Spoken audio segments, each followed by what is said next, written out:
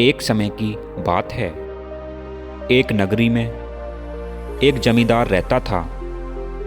वह अपने नगर का सबसे अमीर और धार्मिक प्रवृत्ति का व्यक्ति था। जमींदार के पास बहुत धन दौलत थी। किसी भी चीज की कोई कमी नहीं थी। वह अपने परिवार के साथ बहुत ही सुखपूर्वक जीवन जी रहा था।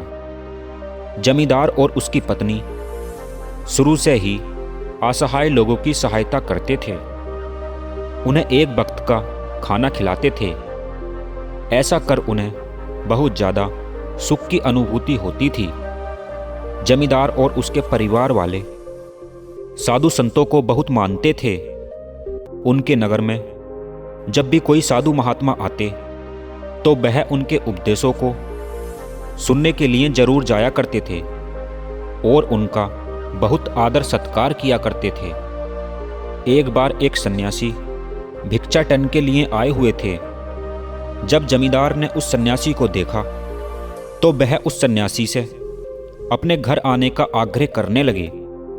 जमींदार के बहुत कहने पर सन्यासी उनके घर में चला गया तो जमींदार और उसकी पत्नी ने उन सन्यासी का बहुत आदर सत्कार किया।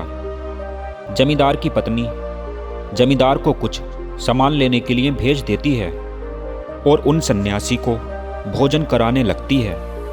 सन्यासी भोजन ग्रहण करने लगता है। सन्यासी जमींदार के घर का शांत वातावरण देखकर बड़ी विनम्रता से पूछता है कि हे माता, आपके घर कौन कौन हैं? यह सुन जमींदार की पत्नी कहती है कि हमारे घर में मैं, मेरे पति और 3 बेटे हैं। यह सुन सन्यासी कहता है कि तुम्हारे पति क्या करते हैं? वह कितना कमा लेते हैं? तो जमींदार की पत्नी कहती है कि हमारे पास धन की कोई कमी नहीं है, अपार धन संपत्ति है। फिर भोजन ग्रहण करने के बाद सन्यासी जाने लगता है।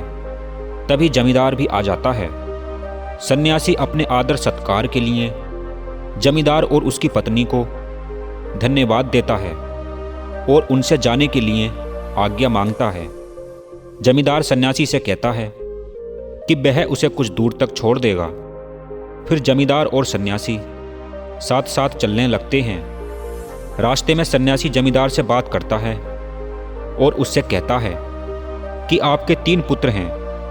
वह आपकी बहुत अच्छे से देखभाल करते होंगे। तो जमींदार कहता है, जी नहीं महाराज, मेरी केवल एक ही संतान है। यह सुनकर सन्यासी सोच में पड़ जाता है कि यह जमींदार क्या बोल रहा है। इसकी पत्नी ने तो कुछ और ही कहा था और यह कुछ और ही कह रहा है। सन्यासी फिर जमींदार से पूछता है कि आपके पास तो बहुत धन है, आप तो बहुत सुखी होंगे। तो जमींदार सन्यासी से कहता है, जी नहीं, मेरे पास केवल 10,000 रुपये हैं।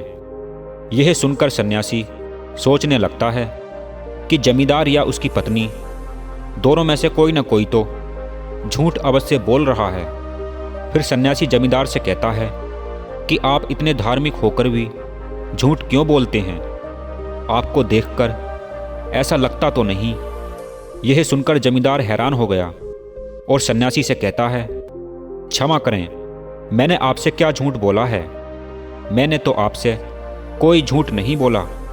यह सुनकर सन्यासी कहता है कि जो प्रश्न मैंने आपसे किए हैं वही प्रश्न आपकी पत्नी से भी किए थे, लेकिन दोनों के उत्तर अलग अलग हैं। जब मैंने आपकी पत्नी से पूछा था कि आपके कितने पुत्र हैं तो उन्होंने बताया था हमारे 3 पुत्र हैं, और आप कहते हैं कि आपका केवल एक ही पुत्र है। और जब मैंने धन के बारे में पूछा था तो आपकी पत्नी ने बताया कि हम नगर के सबसे धनी लोग हैं, हमारे पास धन की कोई कमी नहीं है। और आप कहते हैं कि आपके पास केवल 10,000 रुपये ही हैं, मतलब आप झूठ बोल रहे हैं। तो जमींदार कहता है, हे महात्मा जी, मैं आपको बहुत मानता हूँ, तो फिर भला मैं आपसे झूठ क्यों बोलूँगा? मैंने तो बस आपको सच बताया है।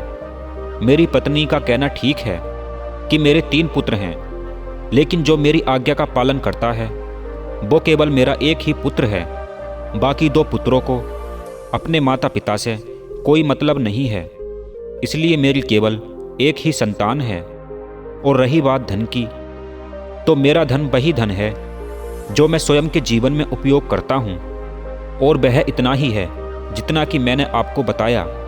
बाकी जो भी कुछ है वह सब मेरा नहीं है, जिसमें से कुछ मैं असहाय लोगों की, ज़रूरतमंदों की मदद कर देता हूँ, जो मेरे शरीर त्यागने के बाद मेरे सगे संबंधी उसे ले जाएंगे। तो भला उस पर मेरा कैसा अधिकार? तो अब आप ही बताएं कि क्या मैंने झूठ कहा? यह सुनकर सन्यासी को जमींदार की पूरी बात समझ आ गई और सन्यासी चला जाता है।